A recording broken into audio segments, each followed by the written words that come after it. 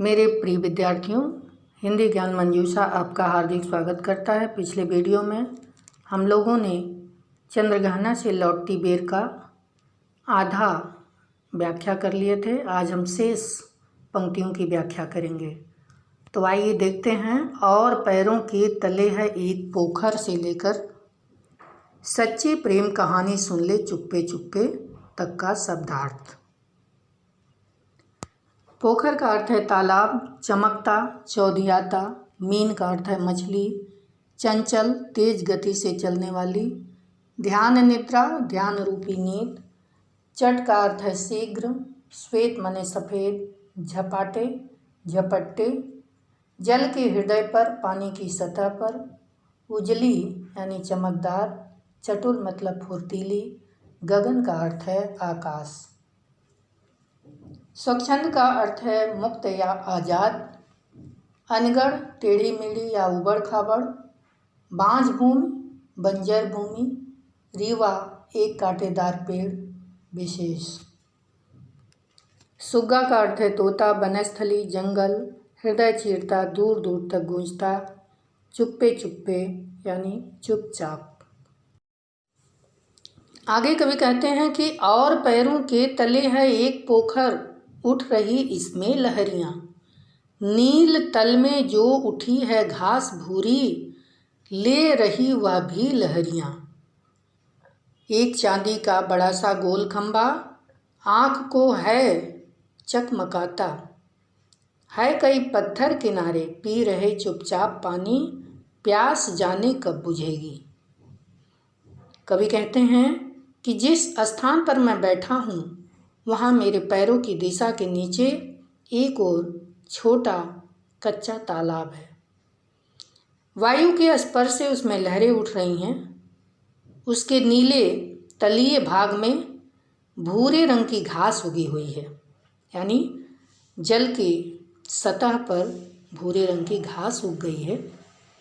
जल में उठने वाली लहरों से उसमें भी हलचल हो रही है और वह ऐसे हिल रही है मानो वह भी लहरा रही हो। जब हवा का वेग आ रहा है और पानी में लहर हो रही है तो उसके तल पर जो घास है वह भी हिल रही है, तो ऐसा लग रहा है कि वह भी लहर के साथ अपना खुशी इजहार कर रही है, खुशी का प्रदर्शन कर रही है। पोखर के पानी पर सूर्य का प्रतिबिंब पड़ रहा है। एक चांदी का बड़ा सा गोल खंभा जो आकार में लंबा और सफ़ेद होने के कारण ऐसा लगता है मानो चांदी का एक बड़ा सा गोल खंभा हो। अब सूर्य का प्रतिबिंब जब पानी पे पड़ रहा है तो उसके सतह तक उसका प्रतिबिंब जा रहा है और ऐसा लग रहा है कि ये गोल खंभा है। सूर्य क्या है? सूर्य सुबह का सूर्य नहीं है, बल्कि यह दोपहर का सूर्य है, क्योंकि चांदी सा गोल खंभा उसकी तुलना की गई है। सुबह का अगर सूर्य होता तो वह स्वर्णिम होता, सुनहरे रंग का होता। पानी में वह इतना चमक रहा है कि उसकी ओर देखने से आंखें चौधिया रही हैं, यानी उसका जो प्रकाश है वह प्रत्यावर्तन की अवस्था में है और वह आंखों को चौधिया दे रहा है। उसकी ओर दृष्टि टिकती नहीं है, यानी एक टक उधर देखा नहीं जा सकता। उस पोखर के किनारे कई पत्थर पड़े हुए हैं। हवा की स्पर्श से पोखर के पानी की लहरें उठ रही हैं, जिस कारण किनारे का पानी उस पत्थरों को छू रहा है। जब हवा की झोंकों से तालाब का पानी लहर से हिल रहा है या तट के किनारे तक आ रहा है तो वह पत्थर को स्पर्श कर ले रहा है। तो कवि की यहाँ पर कल्पना है कि ऐसा प्रतीत हो रहा है कि मानो पत्थर प्यासे हों और पोखर का पानी पीने आए हों, यानी वह लपक लपक करके पानी पीना चाह रहे हों। पत्थरों द्वारा पोखर का पानी न जाने कब से पिया जा रहा है, यानी जब से वह पोखर है, पानी है और पत्थर है, तब से यह प्रतिक्रिया हो रही है। तो कवि कह रहे हैं कि पत्थर न जाने कब से यह पानी पी रहे हैं। ऐसा लगता है कि निरंतर पानी पीते रहने पर भी इनकी प्यास नहीं बुझ रही है। न जाने कब तक ये इस तरह से पानी पीते रहेंगे। यहाँ पर सरोवर के जल में पड़ रहे सूर्य के प्रतिबिंब को चांदी का बड़ा सा गोल खंभा कहा गया है। सूर्य की किरणें प्रतिबिंबित होकर सीधे आँखों में पड़ती हैं, जिससे आँखें बरबस चौधिया जाती हैं। सरोवर के किनारे पड़े पत्थर ऐसे लगते हैं माने सरोवर का जल पीने आए हों। काफ़ी समय से वे इस तरह पड़े हैं कि उनकी प्यास बुझ ही नहीं पा रही है। नील तल से आता है सरोवर में झांकता हुआ नीले रंग का तल। आगे देखें, अगली पंक्ति है, चुप खड़ा बगुला डुबाए टांग जल में, देखते ही मीन चंचल ध्यान निद्रा त्यागता है, चट दबाकर चोंच में नीचे गले में डालता है। इसी पोखर के किनारे पानी में एक टांग से खड़ा बगुला ऐसा लगता है मानो ध्यान मग्न हो।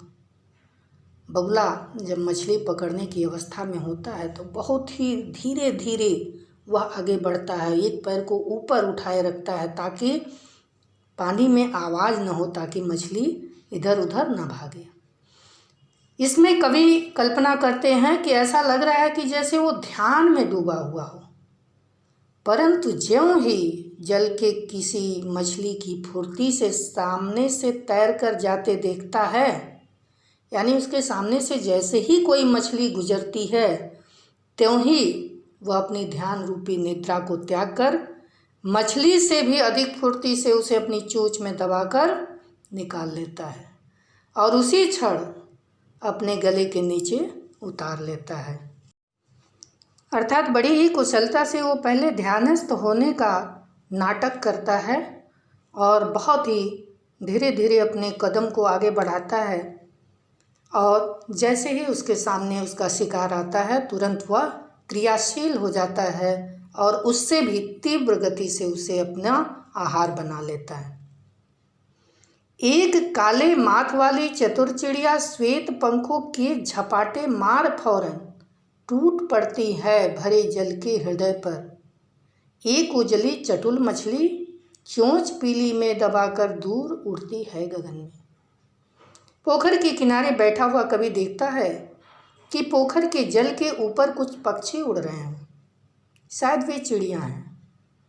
इनके माथे काले रंग के हैं, यानी इनका शीर्ष भाग काला रंग का है। ये मछलियों को देखते ही पकड़ लेने में बहुत ही कुशल हैं, यानी वो मछलियों का शिकार करती हैं। जब इन उड़ती हुई मछलियों को जल के अंदर तैरती हुई कोई मछली दिख जाती है, तभी ये अपने सफ़ेद पंखों की सहायता से तेज़ी से झपट्टा मारकर जल के अंदर अपनी चोंच घुसाकर उसे पकड़ लेती हैं और फिर अपनी पीली चोंच में उस मछली को दबाकर दूर कहीं आकाश में उड़ जाती हैं और वहीं उड़ते उड़ते उसे खा जाती हैं। प्रकृति के गतिशील शिकार दृश्य अत्यंत स्वाभाविक, सहज एवं सजीव हैं। इन्हें पढ़कर दृश्य हमारे आँखों के सामने साकार हो उठती है। चट, झपाटे, फौरन, चटुल आदि शब्दों में स्फूर्ति देखते ही बनती है। अनप्रास का सौंदर्य दिखाई देता है। चतुर चिड़िया, उजली चटुल मछली, छंद मुक्त कविता होते हुए भी लय की तीव्रता दर्शनीय है। और यहाँ से भूमि ऊंची है, जहाँ से रेल की पटरी गई है, ट्रेन का टाइम नहीं है, मैं यहाँ स्वच्छंद हूँ, जाना नहीं है। कवि कहते हैं कि मैं जिस स्थान पर बैठा हूँ वहाँ से सामने की ओर भूमि का धरातल ऊंचा है। वहाँ सामने रेल की पटरी गई हुई है। कवि को ज्ञात है कि अभी किसी गाड़ी के गुजरने का समय नहीं हुआ है, अतः वह किसी जल्दी में नहीं है। इसीलिए वह प्रकृति के सौंदर्य का रसास्वादन करने के लिए पूरी तरह से स्वतंत्र है। उसे वहाँ से जाने की विवशता नहीं है, अर्थात प्रकृति की इस अपूर्व शोभा के अवलोकन में वह पूरी तरह से स्वच्छंद है।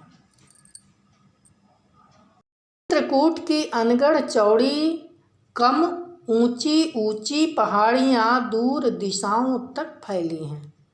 बाज भूमि है, इधर उधर रीवा के पेड़ कांटेदार कुरूप खड़े हैं। कवि की आंखों के सामने चित्रकूट के बेडौल टेढ़ी मेढ़ी उबड़ खाबड़ पहाड़ियाँ बहुत दूर दूर तक फैली हुई हैं। ये पहाड़ियाँ कहीं ऊंची हैं, कहीं नीची। यहाँ की भूमि उपजाऊ नहीं है, अर्थात पूरा भूमि पठार है और पठार होने के कारण वहाँ कोई खेती नहीं है, यानी वह उपजाऊ नहीं है, बंजर भूमि है। यहाँ किसी प्रकार की घास, हरियाली या छायादार पेड़ भी नहीं है। नाम मात्र को कहीं कहीं रीवा के कांटेदार, देखने में कुरूप पेड़ अवश्य दिखाई देते हैं, जिसमें न तो हरियाली है न बैठकर ताप मिटाने योग्य छाया, अर्थात वह कटीला पौधा किसी भी पथिक को न तो शीतलता दे सकता है और न ही उसके आँखों को सुख दे सकता है अपने हरेपन से, और न देखने में मन को चैन पहुँचाने वाला है, अर्थात वह देखने में भी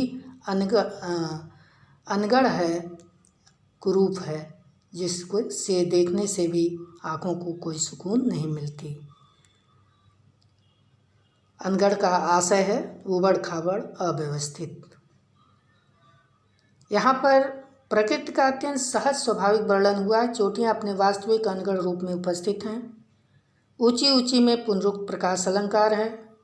अनुप्रास दूर दिशाओं कांटेदार कुरूप, प्रवाहपूर्ण गतिशील भाषा है। प्रकृति का अत्यंत सहज स्वाभाविक वर्णन हुआ है। चोटियाँ अपने वास्तविक अनगढ़ रूप में उपस्थित हैं। अगली पंक्ति है, सुन पड़ता है मीठा मीठा रस टपकाता सुग्गे का स्वर, टेंटे टेंटे। सुन पड़ता है बनस्थली का हृदय चीरता उठता गिरता, सारस का स्वर टिरटों टिरटों। क्या कहते हैं कवि? पोखर के किनारे से तोते की टेंटे टें की आवाज़ सुनाई दे रही है। तोते की यह आवाज़ मेरे मन को बहुत ही भा रही है। कवि कहते हैं कि आवाज़ कानों में मानो मीठा मीठा रस टपका रही है, जिसे सुनते ही गाने को मन कर रहा है। दूसरी ओर कहीं सारस के जोड़ों की टिरटो टिरटो ध्वनि सुनाई देती है। सारस की जोड़े की यह ध्वनि सारे जंगल को दूर दूर तक गुंजायमान कर रही है। सारस का यह स्वर कभी तीव्र होता है, कभी मंद होता है। मन होता है उड़ जाऊं मैं, पर फैलाए सारस के संग, जहाँ जुगल जोड़ी रहती है हरे खेत में, सच्ची प्रेम कहानी सुन लूं चुप्पे चुप्पे। अर्थात इस प्रकार सारस के स्वर से मानो जंगल का हृदय पूरी तरह से बिध गया है। दूर से आती हुई इस आवाज़ को सुनकर कवि का मन इतना सरस और प्रेम से आतुर हो उठता है, भाव विभोर हो उठता है कि उसका मन करता है कि वह अभी उड़कर वहाँ चला जाए जहाँ बैठा सारस का जोड़ा परस्पर प्रेमालाप कर रहा है। वह वहीं कहीं छिपकर बैठ जाना चाहता है, जिससे चुपचाप उस सारस युगल के प्रेमालाप को सुन सकें। कहने का भाव यह है कि बनस्थली के सहज प्राकृतिक सौंदर्य का गतिशील, ध्वनिमय और चित्त आकर्षक जो दृश्य है, उसमें मैं भी अपने को अनुरक्त कर लूं। यह पाठ हृदय को तरंगित कर लेने की क्षमता रखता है। टेंटे टेंटे टीटो टीटो में श्रम बिंब है। यह स्वर कानों को मधुरता घोलता है। भाषा सुग्गे चुप्पे चुप्पे जैसे मधुर शब्द देखने को मिलते हैं। अनुप्रास उड़ता गिरता, सारस के संग, वहाँ जुगल जोड़ी इत्यादि है। मीठा मीठा चुप्पे चुप्पे में पुनरुक्त प्रकाश अलंकार है। हृदय चीरना मुहावरे का सशक्त प्रयोग हुआ है।